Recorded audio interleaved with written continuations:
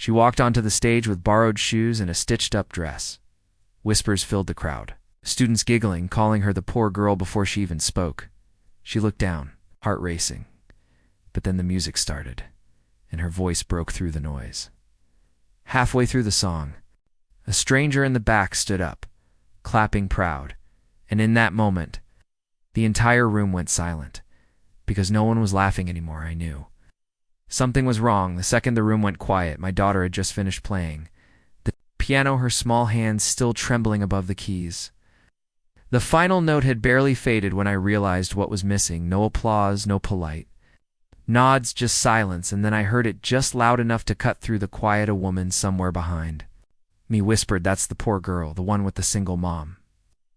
I felt my chest tighten, my ears rang. I couldn't even turn around. I just sat there, frozen, my hands gripping the edge of the seat, like it could keep me from falling apart. My daughter's name is Zariah. She's 9 years old, and last night, she played her heart out at her school's annual talent show. She wrote her own song, practiced it, for weeks poured every ounce of herself into it. I watched her stay up late after homework headphones, in tapping out melodies on a tiny keyboard we bought from a yard sale. She believed in that song, but when she played it on stage in front of her classmates, the judges, and a crowd full of parents, they didn't clap. Not even a few scattered claps. Out of pity, nothing. I looked at her from my seat in the middle row. She bowed like I taught her, then glanced up, searching for some kind of reaction. Her eyes met mine, and for a moment I thought I saw her swallow it down, the disappointment, the confusion, the shame. I was trying so hard not to cry. And then, just when I thought I would have to stand up, grab her hand, and walk her out of that auditorium like we were escaping a fire, something happened. A man stood up. He was sitting in the very back row. Alone, tall, older, dressed in a quiet gray suit. He didn't smile. He didn't say anything. He just started walking down the aisle toward the stage. I remember the way the room shifted, the sound of whispers rising, the judges looking at each other unsure. What was going on? And I remember holding my breath, because something about the way he moved made me stop thinking about running. Something told me this wasn't the end of the story, it was the beginning. My name is Maya Reeve. I'm 33 years old. And I've been raising my daughter Zariah on my own since she was 2. We live in a quiet little town in southern Indiana. It's a kind of place where everyone waves but also notices what kind of car you drive and whether your kid's backpack is new or secondhand. People smile at you in the grocery store, then ask someone else why you're still single. I've lived here my whole life, and most days I blend in, but moments like the school talent show remind me I don't really belong. Not the way they do. I work too. Jobs during the day. I'm a janitor at the local middle school at night. I clock in at a 24-hour diner just off the highway serving truckers and teenagers. Looking for fries at 2 a.m. It's not glamorous, but it's honest. It pays the bills, and most importantly, it lets me take care of Zariah. Zariah is everything to me. She's soft-spoken, all heart. She doesn't run with the popular kids or care about what's trending. She loves music, not pop songs or what's on the radio. She loves strange, soulful melodies, the kind that come from deep inside. She started writing little songs when she was 7, just humming things into a recorder and telling me this one feels like rain. Or this one is what it sounds like when someone misses you. I bought her a used keyboard from a garage sale last spring, $60. It was missing the stand and had a sticky BFLA key, but it lit up when she turned it on, and to her it was magic. She played it every day. After school, her fingers hovering like she was discovering something sacred. She'd play for hours, sometimes eyes closed, chasing a sound she could only feel when the school announced its annual talent show. Zariah asked if she could sign up. I hesitated for a second. She's not the kind of kid who seeks out attention, but she said, "I want them to hear what I wrote." That's what she called it. Not her performance, not her song, just what I wrote. She was so proud when she turned in the sign-up form every day for weeks. She practiced her piece. I'd make dinner while listening to her in the other room, and I swear sometimes I'd stop stirring the pot just to listen. There was something haunting and beautiful about what she'd created. She didn't just play notes.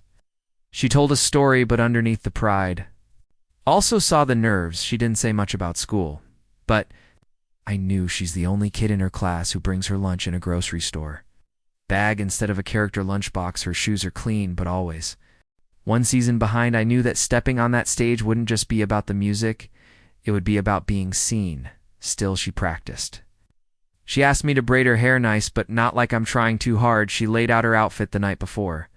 Her best dress, the one from last Easter, I stitched the torn hem by hand. She looked in the mirror and smiled at herself. The night of the show, we arrived early. The auditorium was packed. Kids ran around backstage in glittery costumes and sequined. Leotard's parents chatted in clusters, comparing private lessons and weekend camps. I sat alone in the middle of the audience. Clutching my hands, trying not to look too out of place when Zaraya's name was called, I stood up a little in my seat, craning. To see her, she walked to the piano slowly, her chin up but her fingers fidgeting. I whispered to myself, "You've got this, baby." She sat down at the bench, adjusted the microphone just like she'd practiced, and placed her fingers on the keys, and then she started to play the moment Zaraya. It started playing. The room began to change, but not in the way I'd hoped. She played the first few notes of her piece slow and soft, like she was inviting the audience into a memory only she remembered. The melody floated across the auditorium like a whisper, a lullaby dipped in sorrow and hope it didn't sound like anything the kids before her had done. No karaoke, no flashy moves, no backing tracks. It's just her, a piano, and a story told through her fingertips. I sat on the edge of my seat, heart pounding with pride, watching her close her eyes as the notes carried her away. But as I scanned the audience, I could feel something else. They weren't listening. A couple of parents. Near the back were whispering to kids in the front row, giggled one of the judges. The one with the oversized blazer and clipboard glanced down at his phone and started typing. The woman next to me pulled out a pack of gum like she was waiting for an elevator, and then I heard it clear as a bell. "She's the poor girl, the one with the single mom." The words didn't hit my ears, they hit my spine. I turned, slightly trying to see who said it, but I didn't need to. I already knew the type, someone who'd never had to explain to their kid why Santa only brought one gift, someone who never had to choose between fixing the car and paying for field trip fees. I bit the inside of my cheek hard enough to taste metal. I wanted to stand up, to defend her, to scream, "She is more than whatever story you've made up about us." But I couldn't. My legs wouldn't move. My body was locked in place, my pulse pounding in my throat. Zaraya kept playing. Her hands never faltered. She poured herself into every note, like it mattered, like someone out there would understand. But they didn't. Not that night. She finished with a soft, unexpected chord that hung in the air, delicate and unresolved. Then silence. She bowed, just like we practiced, holding it for a second. Her head came up slowly, scanning the room. No claps, not even a few. Out of politeness, someone coughed, a chair creaked. The judge in the middle cleared his throat and flipped to the next page in his folder. That was it. Zaraya stood there for a moment. Too long, just long enough for me to see her face change, her smile. Once small and hopeful, faded into a tight, confused line. Her eyes dropped to the floor as she walked off the stage. I could feel her trying to hold it together from all the way across the room. My heart cracked open. I wanted to leap out of my chair, wrap her in my arms, and carry her away from this place, from these people who couldn't see what I saw. I wanted to tell her that they were wrong, that her music mattered, that she mattered. But I couldn't move. I just sat there, numb, blinking back tears. Because if I cried, I was afraid I'd never stop. I looked around again at the moms with their makeup and expensive handbags, at the dads filming with their smartphones, and barely watching at the judges already preparing for the next act. No one cared. And that's when I felt it, a shift. Small, subtle, from the very back row, a man stood up. He didn't look like the rest of them. His suit was simple. He wasn't holding a phone. He wasn't clapping or reacting like everyone else. He was just standing there, still as stone, watching the stage, and then he started walking toward the front. People turned. Someone whispered, "Who is that?" The judges looked at one another, puzzled. The next act was supposed to be a group dance routine. No one was scheduled to speak. I sat up straighter, instinctively placing a hand over my chest. I didn't know who he was or what he was doing, but something told me this man was here for her at first. No one stopped him. The man in the gray suit kept walking slowly down the aisle, hands tucked behind his back, steady like he was used to being watched. He didn't seem in a hurry. He didn't hesitate, but with every step, the room grew quieter. Even the parents, who had been whispering, fell silent one by one. The judges looked confused. One of them half rose from her chair as if to intercept him, but then sat back down, unsure of the kids. Backstage, peeked around the curtain wide-eyed, I kept my eyes on Zariah. She was standing at the edge of the stage now, off to the side, half in the shadows, clutching her music folder to her chest. She wasn't crying, but she wasn't okay either. Her mouth was tight. Her shoulders were curled inward like she was trying to fold herself into a smaller shape. The man reached the front of the room and turned to face the judges. "Excuse me," he said, his voice calm but firm. "Would it be all right if I borrowed the microphone for a moment?" That was all he said. Nothing dramatic, no big speech, just a simple, respectful request. The room was frozen. One of the judges, a young man in a maroon blazer, glanced at the others, then gave a barely perceptible nod. A student volunteer handed the man the mic without saying a word. He walked slowly to center stage, turned to face the crowd, and lifted the microphone. "My name is Dr. Elias Monroe," he said, "and I wasn't supposed to be here tonight. My flight home got canceled. So, I came to watch my granddaughter perform. But then, I heard something that stopped me cold." He paused. The room leaned in. "I've spent my life teaching piano. At Juilliard, I've trained concert pianists, film composers, symphony soloists, and in all those years, very few pieces have grabbed me the way that little girl's music did just now." The silence shifted. It was no longer awkward or empty. It was reverent. He glanced toward the side of the stage, eyes kind Zariah. He said, "May I ask, did you write that piece yourself?" She nodded slowly, unsure whether to smile or run. He turned back to the audience. "Ladies and gentlemen, that was an original composition. That was a voice, that was art." Few gasps, one parent near me actually whispered Juilliard, like it was a word she'd only ever seen in movies. Dr. Monroe continued, "I'd like to ask a favor with your permission. Zariah, would you be willing to play your piece again this time? May I accompany you?" I felt my breath catch. Zariah looked over at me, just a flick of her eyes. I gave her the smallest nod. I could manage without breaking into tears. She walked slowly back onto the stage, her footsteps barely making a sound. Dr. Monroe stepped aside and let her sit first. Then he sat beside her, not taking over the bench, just sharing it. His hands hovered above the keys, waiting for her lead. And then she began to play this time. The notes didn't sound small, with Dr. Monroe's quiet chords layered beneath hers. It was like her melody found a voice that had been waiting to echo it. He didn't overpower her. He followed her, supported her, lifted her music like a second set of wings. You could feel the shift in the room. The laughter stopped. The parents leaned forward. The judges put down their pens. No one looked away when they reached the final note. There was a beat of perfect stillness. And then the entire auditorium stood. Applause erupted like a wave. Shouts, whistles, hands clapping. Raw people who hadn't noticed her before were now on their feet, clapping like she'd just won a national award. Phones were out recording.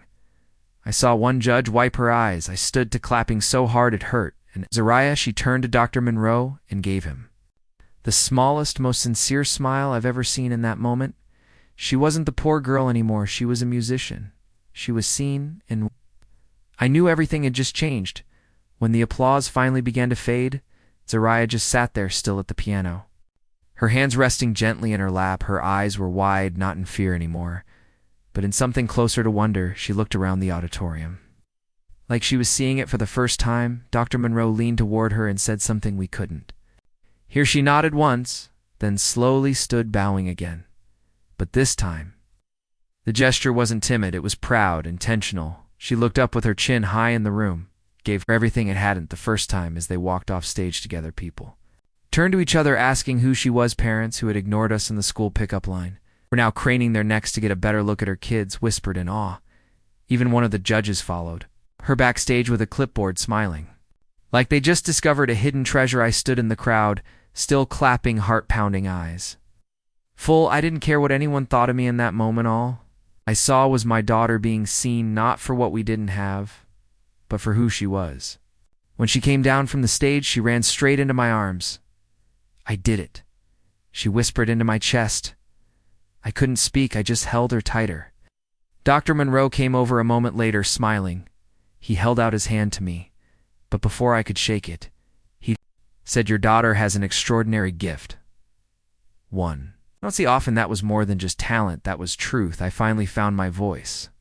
Thank you for seeing her, for giving her that moment. He nodded. It wasn't mine to give.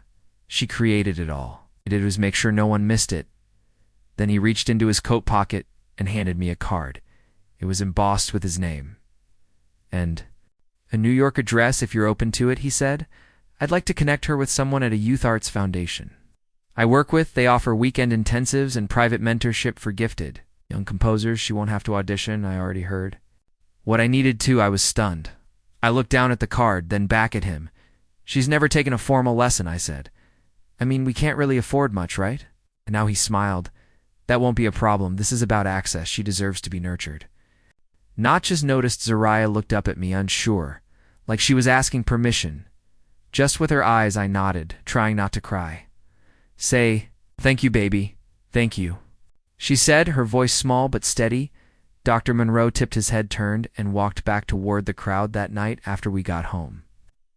Zariah didn't want to take off her dress. She sat on the living room floor, keyboard in her lap, humming something. Knew I brought us bowls of cereal because I couldn't muster the energy to cook, and we ate cross-legged on a blanket like a picnic under the ceiling fan. She played. Ate a few bars of her new song and looked up at me. Do you think I can really go? She asked the place the music man said. I reached over, tucked a curl behind her ear, and said, You already did. It's been 5 months since. The night my daughter changed everything by doing nothing more than being exactly who she is. We're still living. In the same small house, I still work both of my jobs. I still bring home leftovers from the diner when I can, and sometimes Zariah still wears secondhand shoes, but things feel different now. Not because we have more money or more things, but because, for the first time, my daughter sees herself differently. Since that night, she's been attending weekend mentorship sessions at a music conservatory, an hour outside of town every 8. Saturday, we wake up before sunrise. I pack a thermos of hot cocoa, and we make the drive together, just her and me, music playing low in the car, her face pressed to the window, watching the cornfields roll by. She's not the same girl who stepped onto that stage, terrified no one would listen now. She talks about dynamics, layering the emotion behind a minor chord. Her teachers say she's composing pieces with depth they usually don't see in students twice her age. She still plays that first piece, sometimes the one no one clapped for, but now she plays it differently. More confident, more certain, not louder, just fuller, like she owns every note. And she does something changed in me too for years. I believed we had to keep our heads down, stay quiet, stay grateful, not ask for more than we were given. I thought, if I could just protect her from judgment, from failure, from being othered, that would be enough. But I was wrong. What she needed wasn't protection. It was permission to be heard, to take up space, to believe in the sound of her own voice, even if the room stayed silent. I almost let that moment slip past us. I almost let her walk away from the stage, believing that silence meant she wasn't enough. But one stranger, one person who chose to pay attention, made sure that didn't happen, and that's the part I keep thinking about. It wasn't a miracle. It wasn't luck. It was a decision. Dr. Monroe didn't just hear her music. He recognized it. And then he acted quietly, powerfully, not to rescue her, but to amplify her. Sometimes that's all it takes. One person willing to listen deeply, to step forward when everyone else stays seated, to remind a child, you are not invisible, and sometimes all it takes to keep going is to know that someone out there sees your light, even if only for a moment. That night didn't change our lives overnight, but it did give my daughter something I could never have wrapped in a box or written into a bedtime story. It gave her the belief that she is worthy of being seen, and it gave me something too. It reminded me that our story doesn't end with other people's silence, that when no one claps it doesn't mean you stop playing. You keep going, because one day someone might hear you, and that person might be the reason everything changes. So now, every time, watch Zariah place her fingers on the keys. I don't worry about who's watching. I know she's not playing to impress anymore. She's playing to tell the truth. That's the kind of music the world needs more of. If this story meant something to you, if it made you feel, reflect, or remember your own moment of being overlooked, or finally seen like the video, Share it with someone who needs to be reminded that quiet voices still matter. Comment below and tell me your story. Tell me about the person who stood up for you or the moment you found your own voice. I read every word, and if you want more stories that speak to the heart, that make you pause and really feel something, subscribe to the channel. We've got more to share. Thanks for watching, thanks for caring, and most of all, thanks for listening. They saw her as less, judged her by what she wore, how she walked, and where she sat in the cafeteria. The poor girl, they called her, like it was her name, not a label. So when she signed up for the talent show, they expected a joke, a performance to mock, not admire. And when she stepped onto that stage, the sneers started before the spotlight even hit. But she didn't come for approval. She came to be heard. And when the first note left her lips, the room began to shift. Her voice, raw and emotional, didn't just fill the auditorium. It silenced it. But what really changed everything wasn't her singing. It was what happened in the middle. A stranger in the back row stood up, clapping slowly, not because he knew her, but because he recognized talent when he saw it. And that one gesture rewrote the moment. Others followed, standing up one by one, applauding someone they had never taken the time to see. By the end of her song, she wasn't the poor girl anymore. She was the girl who owned the stage, who earned a standing ovation with nothing but her voice. And when she stepped down, the same people who laughed now reached out to shake her hand, ask her name, apologize, but she didn't need their validation. She already had it, in the form of one person who saw her worth when no one else did. That stranger's applause started a ripple that shattered every label in the room. Because real power doesn't come from money, popularity, or perfect clothes. It comes from courage, from showing up when no one thinks you should, and from believing in your own voice, even when the world tells you to be quiet. So next time you see someone standing alone, remember the one you laugh at today might be the one you stand for tomorrow.